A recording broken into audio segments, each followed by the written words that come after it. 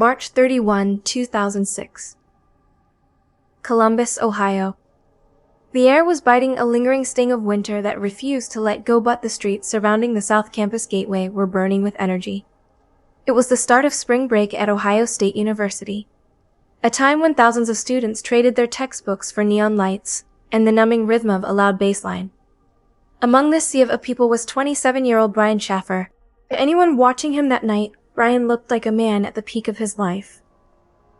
He was a second-year medical student, tall, athletic, and possessed a smile that felt genuinely warm. But that smile was a heavy mask to wear. Just 3 weeks before this night, Brian had stood before a casket.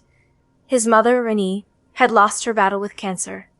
For a future doctor like Brian, her death was more than a personal tragedy. It was a cold realization that something simply cannot be fixed. That night, as he headed toward a bar called the Ugly Tuna Saloona, Brian wasn't chasing a party. He was chasing an escape. He was looking for a way to silence the grief in his head, even if only for a few hours. Brian ascended to the second floor on a long, metal escalator. It moved with a rhythmic, mechanical hum, a sound that would eventually haunt his father's dreams for years to come. At the top, the Ugly Tuna was a fever dream of spilled beer, thick laughter, and the smell of cheap column. Brian seemed relaxed among his friends, but if you look closely at the security footage from that night, something feels off. He looks like a man trying to be present, while his mind is drifting somewhere much darker. At exactly 1:15 a.m., Brian was captured on camera for the very last time. He stood outside the bar's entrance, leaning against a railing, talking to two young women. He laughed. He looked normal. So normal that it becomes painful to watch in hindsight. He then turned around, stepped back into the dimly lit bar, and melted into the crowd. The camera kept rolling, recording thousands of frames per second, waiting for Brian to step back out. But the seconds turned into minutes, and the minutes into hours. Brian Shaffer never crossed that line again. He walked into the noise, and it's as if the room decided to never let him go back to the real world.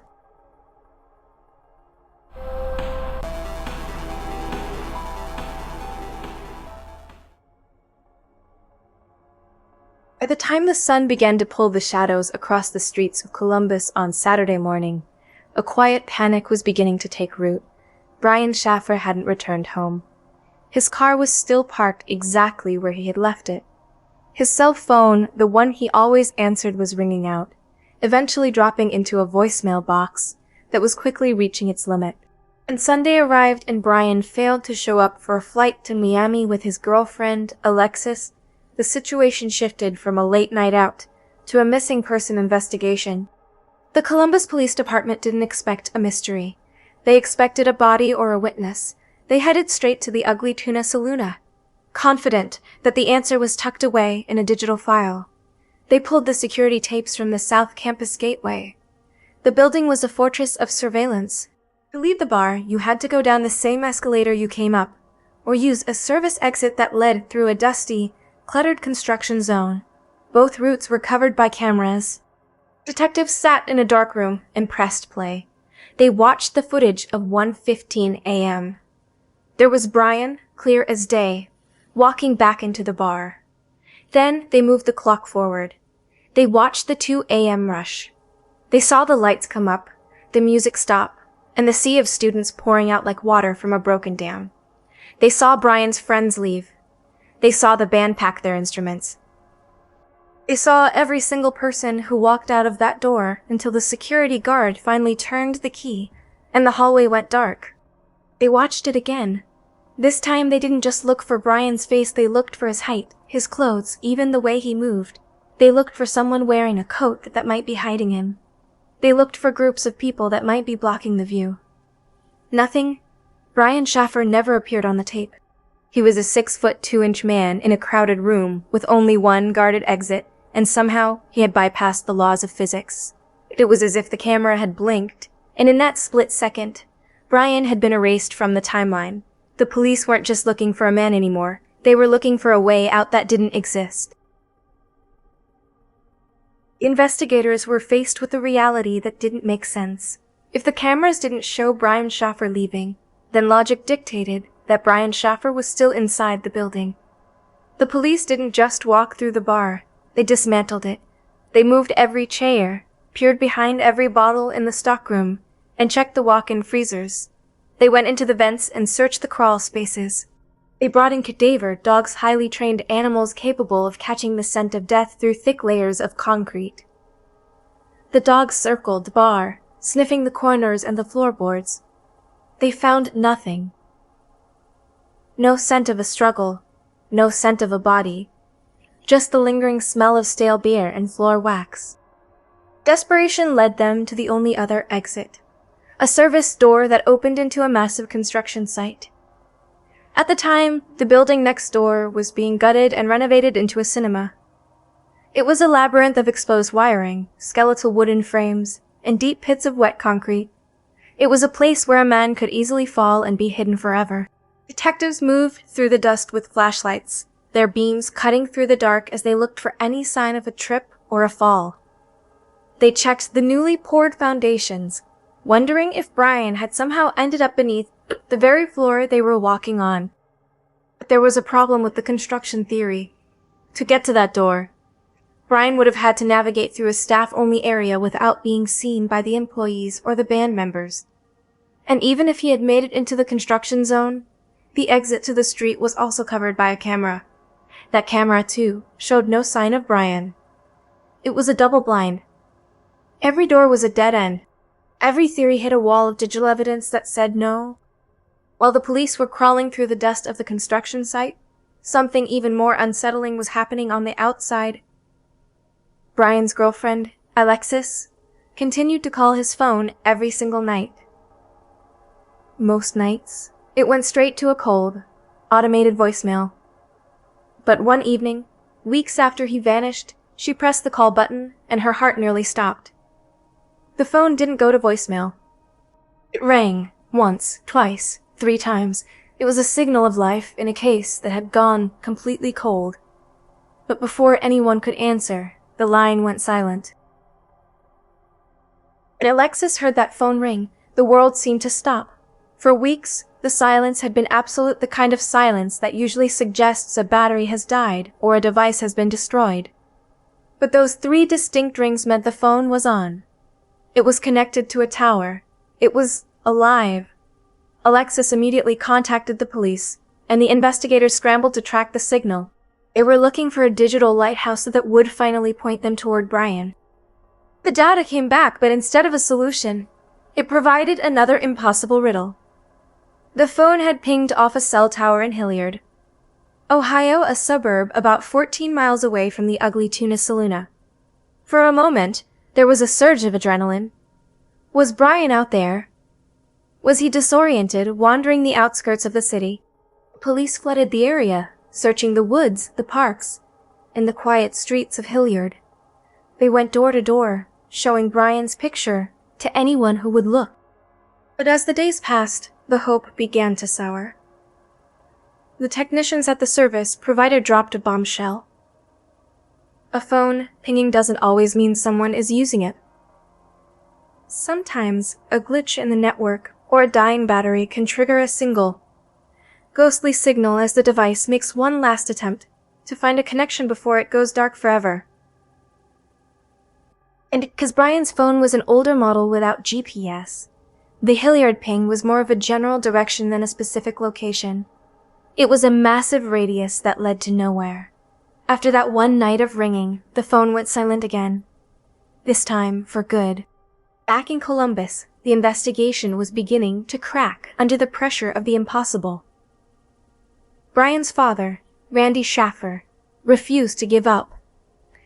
He spent his nights walking the streets, looking into the shadows of every alleyway, calling his son's name into the dark.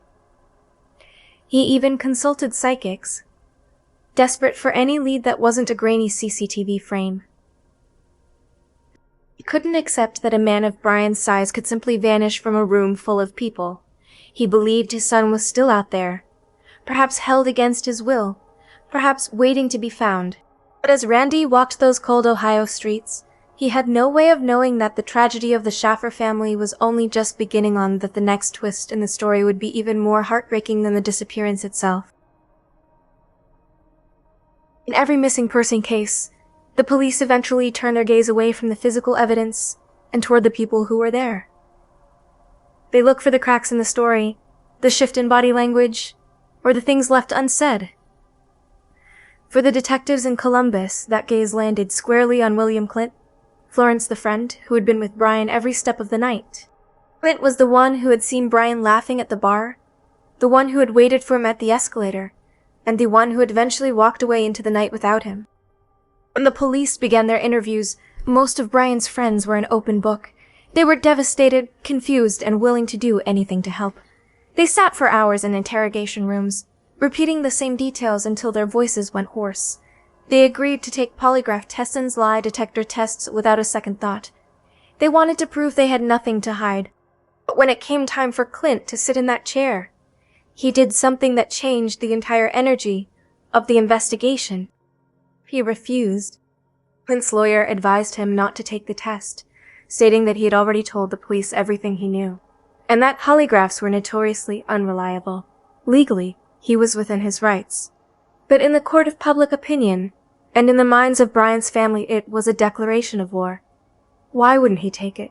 If his best friend was missing, why wouldn't he use every tool available to clear his name and help the search? The silence from Clint's side became a deafening roar. The tension between Brian's father, Randy, and Clint became a dark subplot to the tragedy. Randy couldn't understand how Clint could just move on with his life while Brian was still a ghost in the machine. Rumors began to swirl through the campus. People whispered about a secret argument that happened in the bar, or a plan that went wrong after the camera stopped recording. But without a body, without a crime scene, and without a confession, the police were stuck. They had a man who wouldn't talk, a camera that didn't show an exit, and a medical student who had vanished into thin air. The investigation was paralyzing, frozen in a state of what if, as the weeks of spring break turned into a long, suffocating summer of silence. While the police were busy debating camera angles and polygraph results, a young woman named Alexis Wagoner was living in a nightmare of almost. To the outside world, Brian Shaffer was a missing person file, a grainy photo on a poster, or a topic of conversation at a local bar. But to Alexis, he was the man she was supposed to spend the rest of her life with. They were a power couple, in the making, two bright minds with a future that looked blindingly bright. The most painful detail of Brian's disappearance wasn't just how he left, but when he left. In just a few weeks, Brian and Alexis were supposed to be on a plane to Miami. It was a trip they had been planning for months, a chance to breathe after the suffocating grief of Brian's mother's death. But investigators discovered something that Alexis hadn't known. Brian had already bought the ring. He had plans to propose during that trip. He was standing on the very edge of a new chapter, ready to commit his life to someone else, only to be yanked out of existence at the last possible second. This detail changed the narrative for many. It made the theory of a voluntary disappearance, the idea that Brian just walked away to start a new life, feel impossible. Why would a man who had just purchased an engagement ring, who was top of his class, and who deeply loved his family, simply walk out of a bar and never look back? It didn't fit the profile of a man who was running away. It fitted the profile of a man who was interrupted. Alexis didn't stop calling his phone, even after the Hilliard ping led to a dead end. She posted on his MySpace page every single day.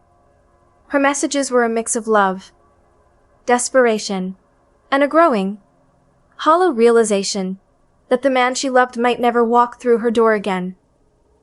She became a fixture in the news, her face a reminder of the human cost of the mystery. But as she stood before the cameras, pleading for anyone with information to come forward, a new and darker theory began to emerge from the shadows of the internet. People began to look at the layout of the Ugly Tuna one more time, noticing something they had missed. They started to wonder if the answer wasn't how he got out, but who he met inside those walls before the lights went down. As the months dragged on without a single trace of Brian, the vacuum of information was filled by something much darker: fear. In the mid-2000s, A terrifying theory was beginning to spread across the American Midwest: the smiley face killer. It was a theory proposed by two retired detectives who believed that a sophisticated gang of killers was targeting young, athletic, high-achieving men just like Brian. The pattern was always the same. A man would disappear from a bar after a night of drinking, and weeks later his body would be found in a nearby body of water. Near the site, a haunting signature would be found: a spray-painted smiley face. Columbus, Ohio, sat right in the heart of this supposed killing ground. People began to look at the Olentangy River, which flowed just a few blocks away from the South Campus Gateway. They wondered if Brian had somehow slipped past the cameras, disoriented or perhaps lured by someone, only to meet a predator waiting in the shadows of the construction site. The theory was grisly, but it gave people an answer that the CCTV footage couldn't. It provided a villain in a story that currently had no ending. But the police were skeptical. They had searched the river, they had searched the woods. There were no smiley faces, no signs of a struggle, and most importantly, no body. If a killer had taken Brian, they had done it with a level of surgical precision that seemed impossible in a crowded bar area. Yet the predator theory gained traction for one simple reason. It was easier to believe in a monster than it was to believe that a 16-pound man could simply vanish into thin air. While the internet debated the existence of a serial killer, Brian's family was dealing with a different kind of monster: the silence of the investigation. Every lead was a circle. Every witness was a dead end. And as the one-year anniversary of his disappearance approached, the case took another bizarre turn. A comment appeared on an online memorial for Brian's mother, Renee.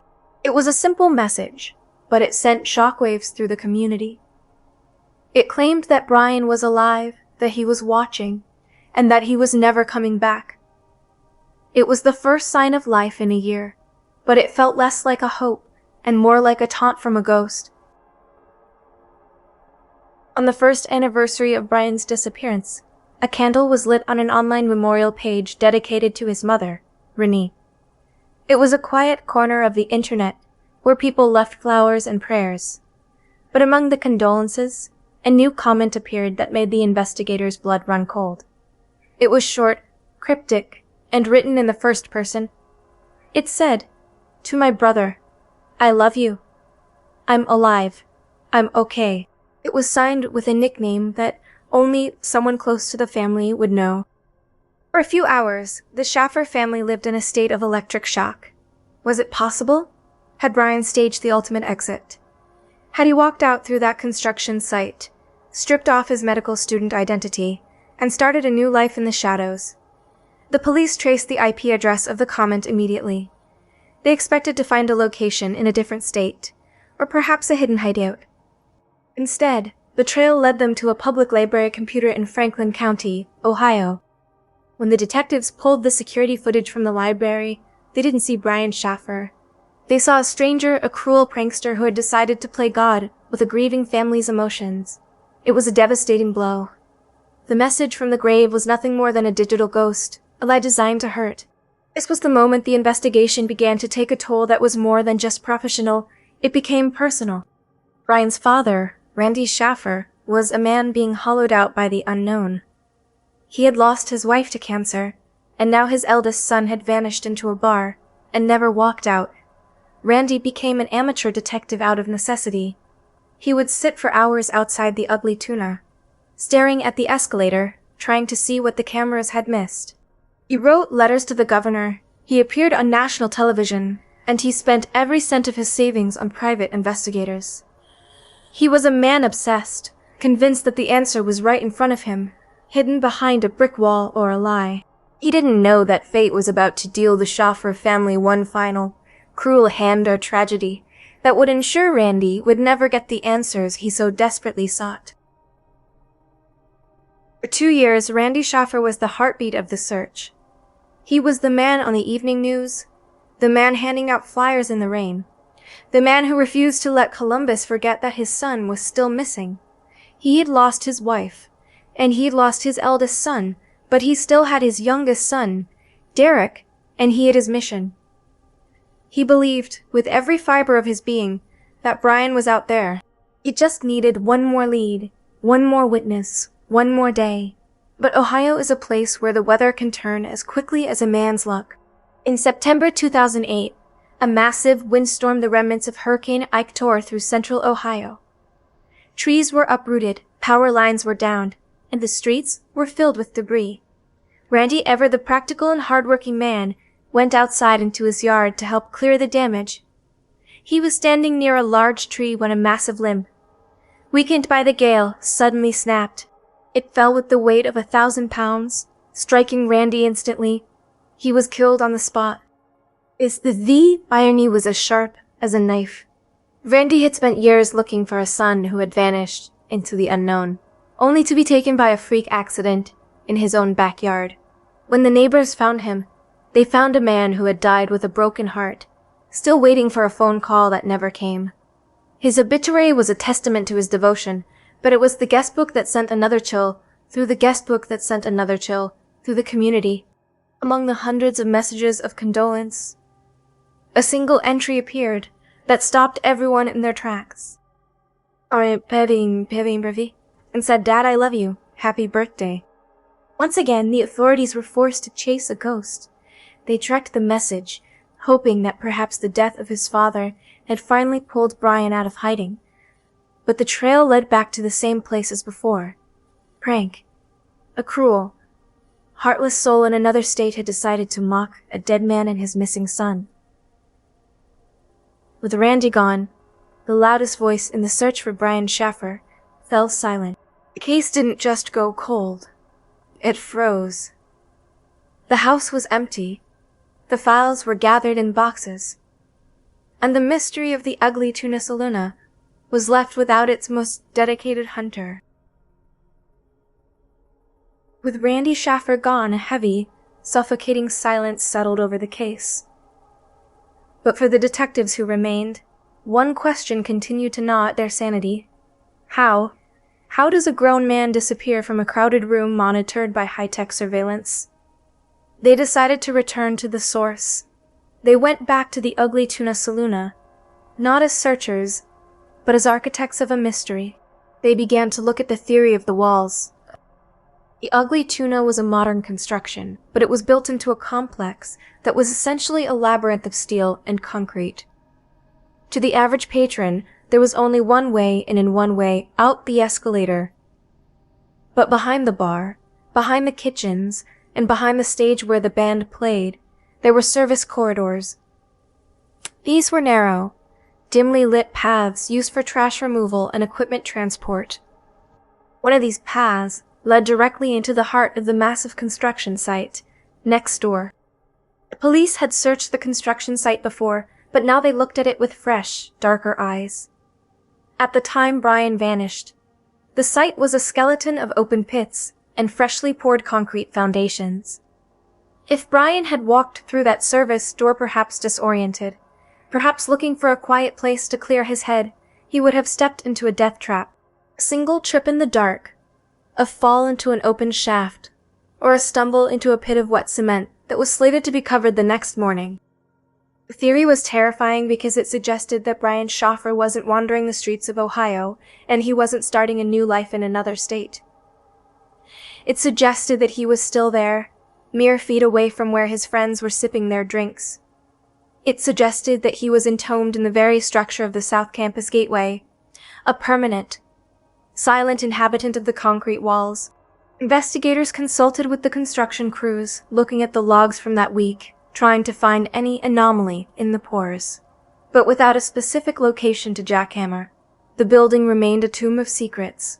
Brian had walked into the noise of a bar, and the building itself seemed to have swallowed him whole. In the world of cold cases, the final frame is everything. For Brian Shaffer, those final frames are grainy, black and white, and deceptively simple. As investigators combed through the footage for the 1,000th time, they stopped looking at the exit and started looking at the entrance again. They wanted to know exactly what Brian was doing in those final seconds before he turned back into the darkness of the bar. At 1:15 a.m., the camera captures Brian outside the entrance, standing by the railing of the escalator. He's talking to two young women, Amber and Brighton. The conversation looks casual, lighthearted. But as the internet sleuths and private eyes began to analyze the background of those frames, they noticed something, or rather, someone else. Just a few feet away from Brian, there was a man in a tan coat. He wasn't part of Brian's group. He wasn't talking to anyone. He was just there. In the crowded chaos of a Friday night, he seemed unusually still, his eyes fixed in Brian's direction. As Brian finished his conversation and stepped back toward the door, the man in the tan coat also moved. It was a subtle, predatory synchronization that the police hadn't initially prioritized. Who was he? Was he a predator waiting for a vulnerable target, or just another student lost in his own thoughts? The two women Brian spoke to were interviewed extensively. They described him as friendly and perfectly normal. There was no sign that he was being followed, no sign that he was afraid. But they also couldn't account for what happened once he crossed that threshold. They were the last two people to ever see Brian Shaffer's face in the light of day. The mystery of the tan coat man became an obsession for those following the case. Some believed he was the person who led Brian into a blind spot, or lured him into the construction zone under a false pretense. Others argued it was just a coincidence of a busy night. But in a case where a man vanishes from a monitored room, no coincidence is too small. Every shadow becomes a suspect. And as the police tried to identify every face in that grainy crowd, they realized that the Ugly Tuna wasn't just a bar that night. It was a room full of strangers, any one of whom could have been the last person Brian ever saw. In the years following Brian's disappearance, a new group of theorists emerged. They didn't look at the walls, and they didn't look for killers in tan coats. Instead, they looked at Brian's life. They asked a question that felt like a betrayal to his family, but a necessity for the truth. Is it possible that Brian Shaffer didn't want to be found? To the world, Brian was a successful medical student on the path to a perfect life. But to those who understand the crushing weight of grief and the intense pressure of medical school, a different picture began to form. Brian had just lost the most important person in his life, his mother. He was facing a future of high-stakes exams and a marriage proposal that would cement his path forever. For some, the perfect life can feel like a cage. Could Brian have planned a glitch in the Matrix to escape his own reality? It sounds like the plot of a movie, but the logistics are fascinating. If Brian knew the layout of the bar and, as a regular, he would have known about the service exit. He would have known that the construction site offered a path to the street that was less monitored than the main escalator. If he had a change of clothes stashed in a backpack or a second jacket hidden nearby, he could have walked right past the cameras as a different person. This theory suggests that Brian didn't vanish into a wall or a river. He simply walked into a new identity. Maybe he caught a bus at 3 a.m. in May. Maybe he had a friend waiting with a car blocks away. It would explain why there was no struggle, no blood, and no body. It would explain why his phone pinged 14 miles away weeks later. Perhaps he turned it on one last time to say a silent goodbye before discarding his old life forever. But this theory carries a dark irony. If Brian did walk away to start over, he would have had to watch from afar as his father spent his final years in a state of agonizing despair. He would have had to see his father die in a freak accident, knowing he could have ended the pain with a single phone call. Most people who knew Brian refused to believe he was capable of such cruelty. They believed Brian was a victim of circumstance, not a master of disguise. But in a case where every exit is a dead end, the impossible becomes the only thing left to talk about. As the years turned into a decade, the search for Brian Shaffer moved beyond the borders of Ohio. If a man isn't found in the earth, people start looking for him in the world. Rumors began to surface of a man matching Brian's description living in the Caribbean, or perhaps tucked away in a small town in Mexico. These weren't just random guesses. Some were reported by people who claimed to have looked Brian directly in the eye. They described a man who looked older, perhaps a bit weathered, but who possessed that same unmistakable smile. One of the most persistent theories involved Brian's deep love for the band Pearl Jam. He was more than just a fan. Their music was the soundtrack to his life. Detectives even reached out to the band's lead singer, Eddie Vedder. asking him to make a public plea during a concert for Brian to come home. Vedder did it standing before thousands of fans. He called out Brian's name, asking for a sign of life. The silence that followed was heartbreaking, but theorists pointed to a specific Pearl Jam song that Brian loved, with lyrics about disappearing and moving on. Was it a soundtrack, or was it a blueprint? Then came the sightings. A person in a bar in the Virgin Islands claimed they met a man who spoke like a Midwesterner and had a tattoo on his upper arm exactly like Brian's, the stick man from the Pearl Jam Alive single. Before the witness could get more information, the man vanished into the crowd. Another sighting placed him in a remote European village. Each report sent a jolt of electricity through the cold case files, but each one eventually withered under the heat of investigation.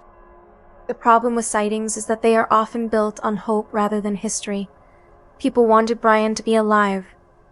They wanted to believe that he had successfully outsmarted the cameras and the grief to find peace on a beach somewhere.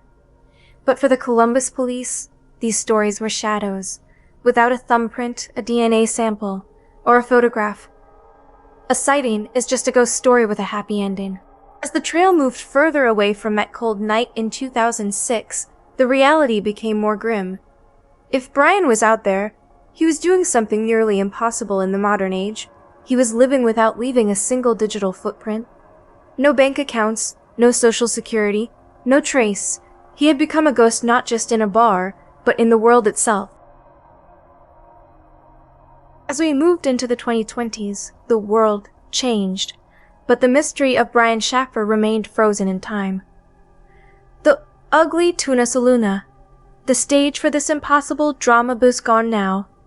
The bar closed its doors in 2018, and the building has been renovated. Its walls were painted and its secrets buried, deeper under new layers of commercial progress.